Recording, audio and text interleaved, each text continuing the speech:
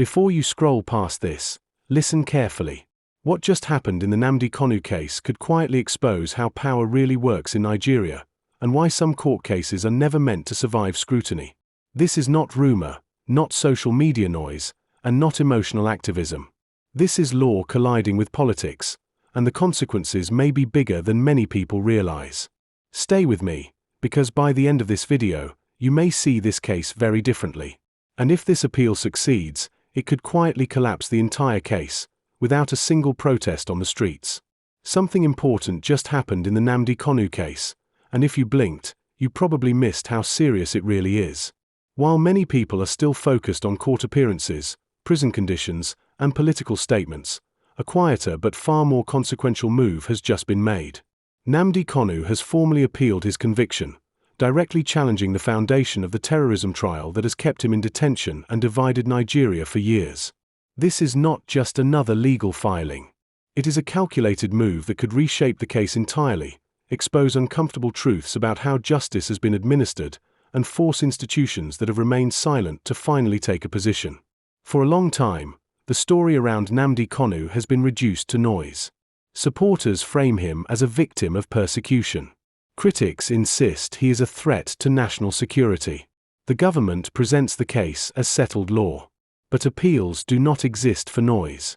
They exist for substance. And the substance of this appeal goes straight to the heart of how the trial was conducted, how evidence was handled, and whether the process met even the minimum standards required under Nigerian law and international legal principles. At the center of the appeal is a simple but explosive argument that the terrorism conviction was fundamentally flawed. Not flawed in a minor procedural sense, but flawed in a way that raises questions about jurisdiction, due process, and the legality of the entire prosecution from the moment Kanu was rearrested and brought back into Nigeria. This is where the story stops being emotional and starts becoming dangerous for those who believed the case was safely buried. One of the key issues raised is the manner in which Nnamdi Kanu was returned to Nigeria. For years, legal analysts, human rights groups, and even foreign observers have pointed to the circumstances of his arrest abroad and transfer back into Nigerian custody as irregular at best and unlawful at worst. The appeal revives this issue with force, arguing that an illegal rendition cannot form the basis of a lawful trial. If the court accepts this logic, everything that followed may be considered contaminated. This is not an abstract legal theory. Courts around the world have thrown out cases on this exact basis. The principle is straightforward. If the state violates the law to secure a defendant's presence, it cannot then claim the moral high ground to prosecute that defendant. The appeal forces Nigerian courts to confront whether they are willing to uphold this principle or carve out an exception for political convenience. Another pillar of the appeal challenges the terrorism designation itself. The argument being advanced is that the prosecution failed to meet the legal threshold required to prove terrorism under Nigerian law. Statements, broadcasts, and political rhetoric were treated as acts of terror without demonstrating direct operational command, execution of violence, or the necessary intent as defined by statute. In other words, speech was elevated to terror without crossing the legal line that separates dissent from criminality. This is where many people misunderstand the case, and where the law becomes uncomfortable for those in power. This is where the appeal becomes bigger than Nnamdi Kanu. If speech alone can be retroactively framed as terrorism, then the boundary protecting political expression becomes dangerously thin. The court's response to this argument will signal whether that boundary still exists or whether it has already collapsed. There is also the issue of the trial court's conduct. The appeal alleges bias, selective consideration of evidence, and a failure to properly weigh defense submissions. These are serious accusations, because appellate courts are traditionally reluctant to interfere with trial courts unless there is clear miscarriage of justice. By making these claims, Kanu's legal team is effectively asking higher courts to admit that something went fundamentally wrong at the lower level. What makes this moment different from previous developments is timing. The appeal comes at a point when public trust in institutions is already strained. Nigerians are watching how courts handle politically sensitive cases more closely than ever. International attention has not faded. If anything, it has become more focused, more analytical, and less patient with vague assurances.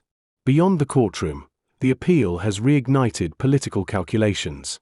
For the federal government, the case has always been framed as a matter of sovereignty and security. But appeals shift the terrain. They introduce uncertainty. They prolong scrutiny. And they create openings for diplomatic pressure that previously seemed contained. Foreign governments may not openly intervene, but they observe. International human rights organizations document. Legal scholars compare precedents. Every ruling, every delay, every procedural decision becomes part of a growing record that shapes how Nigeria is perceived as a state governed by law or by expedience. Supporters of Nnamdi Kanu see the appeal as validation of what they have argued all along, that the process was unjust. For them, this is not just about one man's freedom, but about correcting what they view as a dangerous abuse of state power. Critics, on the other hand, warn that overturning the conviction could embolden separatist movements and undermine national cohesion. Both sides understand that the stakes are far higher than a single judgment. What often gets lost in the shouting is the legal reality. Appeals are not popularity contests. They are technical battles fought on records, transcripts, statutes, and precedents. Emotional narratives may mobilize supporters, but it is cold legal reasoning that ultimately decides outcomes. This is why the contents of the appeal matter more than the slogans surrounding it. If the appellate court upholds the conviction without addressing the substantive issues raised, it will reinforce the perception that certain cases are untouchable. If it engages seriously with the arguments, even without granting full relief, it will signal a willingness to confront uncomfortable questions. And if it finds in favor of Kanu on key points, the consequences will ripple far beyond this case. There is also the human dimension that cannot be ignored. Years of detention, repeated court appearances, and prolonged uncertainty take a toll, not just on the accused but on families, communities, and the broader social fabric. Justice delayed is often justice denied, but justice rushed or distorted is something else entirely. The appeal forces the system to slow down and justify itself. Some observers argue that even if the appeal succeeds on technical grounds, it will not end the political conflict surrounding the case. That may be true.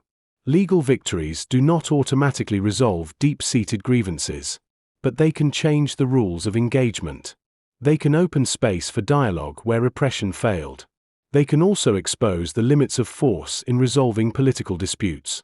Others fear the opposite, that a successful appeal could be interpreted as weakness. But the strength of a legal system is not measured by how harshly it punishes, but by how consistently it applies its own rules, even when doing so is inconvenient. As the appeal moves forward, silence from key institutions will become louder than statements. Delays will be scrutinized. Procedural decisions will be read for hidden signals. Every action will be interpreted through a lens of suspicion shaped by years of controversy. For ordinary Nigerians watching this unfold, the question is not whether they support or oppose Nnamdi Kanu personally. The deeper question is whether they believe the law should be stronger than politics, or flexible enough to bend when power demands it. The answer to that question will define more than this case. It will define the kind of country Nigeria is becoming. What happens next is uncertain. Appeals can take time. Outcomes are never guaranteed. But one thing is clear, this is no longer a dormant case quietly sitting in legal archives. It is alive again, and it has forced a reckoning that many would have preferred to avoid. Whether the appeal succeeds or fails, it will leave a mark. It will shape future prosecutions. It will influence how dissent is policed. It will either reinforce or weaken the credibility of institutions that depend on public trust to function. And now the conversation shifts back to you. Not as a spectator, but as a citizen, an observer, or a critic. Do you believe this appeal will finally expose flaws that should have been addressed years ago? Or do you think it will be absorbed by the system and quietly neutralized? Should courts prioritize stability over strict legality? Or is legality the only true source of stability? And if this appeal fails, what does that say about the limits of justice in politically charged cases? Drop your thoughts in the comments. This story is still unfolding, and how people respond to it may matter more than the ruling itself. If you want clear, fact-based breakdowns of stories like this without propaganda, noise, or emotional manipulation, make sure you subscribe to the channel and turn on notifications. These cases don't end in one day, and when the next court move, political reaction, or international response happens, you'll want the full context, not just the headline. Subscribe now, stay informed,